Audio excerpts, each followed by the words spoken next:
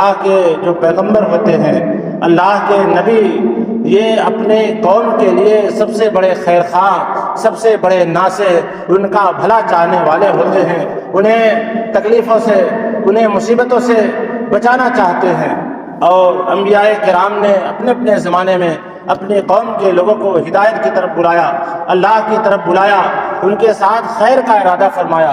جن لوگوں نے ان کی باتیں مانی، ان کا کلمہ پڑھا، وہ تو عذاب سے محفوظ رہے، اور جن لوگوں نے ان کی نافرمانیاں کی، ان کی باتوں سے منہ موڑا، وہ عذاب کا لقمہ بن گئے۔ اور ہم سب کے پیارے آقا حضور سید عالم حضرت محمد مصطفیٰ صلی اللہ تعالیٰ علیہ وسلم، جو سب سے بڑے ناصح ہیں، سب سے بڑے خیر خواہ ہیں، اور حضور صلی اللہ تعالیٰ علیہ وسلم نے امت کی خیر خواہی کی، اپنی قوم کی خیر خواہی کی۔ قوم نے طرح طرح کی تکلیفیں پہنچائی، طرح طرح کے مصائب و آلام کے پہاڑ توڑے گئے، پھر بھی آپ نے صبر کا مظاہرہ فرمایا۔ حضور صلی اللہ تعالیٰ علیہ وسلم نے مکہ شریف میں 10 برس تک مذہب اسلام کی لوگوں کو دعوت دی، اسلام کی طرف بلایا، ایک اللہ کی طرف بلایا، لیکن 10 سال کے عرصے میں بہت کم لوگ مشرف باسلام ہوئے۔ تو حضور صلی اللہ تعالیٰ علیہ وسلم مکہ سے طائف کی طرف نکل گئے۔ آپ نے سوچا کہ طائف کے سرداروں کو اسلام کی تبلیغ کی جائے، انہیں اللہ کی وحدانیت کی دعوت دی جائے۔ حضور صلی اللہ تعالیٰ علیہ وسلم جب وہاں گئے تو وہاں کے سرداروں سے ملاقات ہوئی۔ 3 سردار ملے اور انہیں حضور علیہ الصلوۃ والسلام نے سمجھایا، اسلام کی طرف بلایا۔ انہوں نے حضور کی بات نہیں مانی اور حضور علیہ الصلوۃ والسلام کی شان میں نازیبہ کلمات کہے، اور اسی پر بس نہیں کیا بلکہ حضور علیہ الصلوۃ والسلام کے پیچھے کچھ اوباشوں کو لگا دیا، کچھ بدماشوں کو لگا دیا۔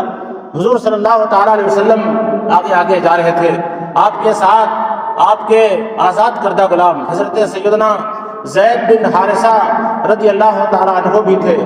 ان اوباشوں نے حضور علیہ الصلوۃ والسلام کو پتھر مارنا شروع کیا، حضور صلی اللہ تعالیٰ علیہ وسلم کا مذاق کرنا شروع کیا۔ حضرت زید بن حارثہ رضی اللہ تعالیٰ عنہ کبھی حضور کے سامنے، کبھی حضور کے پیچھے، کبھی دائیں بائیں، آخر جو حضور کی طرف پتھر پڑ رہے تھے انہیں اپنے سینوں پر لے رہے تھے۔ پھر بھی بہت سارے پتھر حضور صلی اللہ تعالیٰ علیہ وسلم کے جسم اقدس تک پہنچے، سرکار کا جسم مبارک لہولہان ہو گیا اور سرکار کا نالن پاک خون سے بھر گیا۔ حضور علیہ الصلوۃ والسلام وہاں تکلیفوں سے نڈال ہو کر بیٹھ گئے۔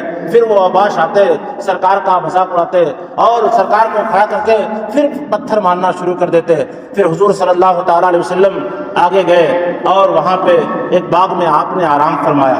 ام المومنین سیدہ عائشہ صدیقہ رضی اللہ تعالیٰ عنہا ایک دن پوچھتی ہیں، یا رسول اللہ، احد کا دن بڑا سخت دن تھا، دشمنوں نے ناگہانی حملے کر دیے تھے، یا رسول اللہ اس سخت دن سے بھی زیادہ آپ پر کوئی سخت دن آیا ہے؟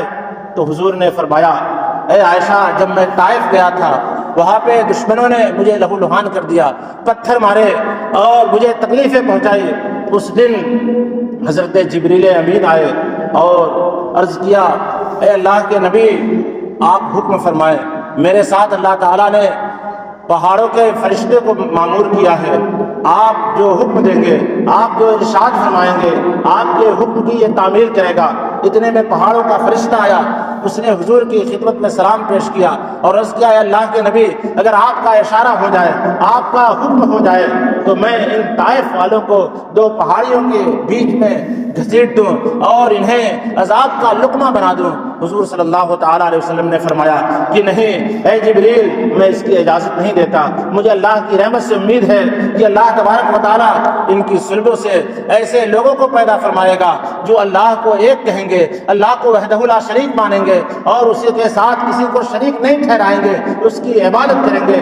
اس لیے میں تمہیں اس کی اجازت نہیں دیتا۔ اس سے پتہ چلتا ہے کہ حضور صلی اللہ تعالیٰ علیہ وسلم اتنی تکلیف جھیلنے کے بعد، ان کی طرف سے اتنے مظالم برداشت کرنے کے بعد بھی ان کے خلاف آپ نے دعا نہیں فرمائی، بلکہ آپ نے ان کا خیر چاہا، ان کی بھلائی چاہی۔ اگر حضور کا ایک اشارہ ہو جاتا تو وہ پہاڑ کا فرشتہ انہیں اپنی گرفت میں لے لیتا، لیکن حضور صلی اللہ تعالیٰ علیہ وسلم تو بہت بڑے ناصح ہیں، بہت بڑے خیر خواہ ہیں، لوگوں کا بھلا چاہتے ہیں اور لوگوں کو ایک اللہ کی طرف آپ نے دعوت دی۔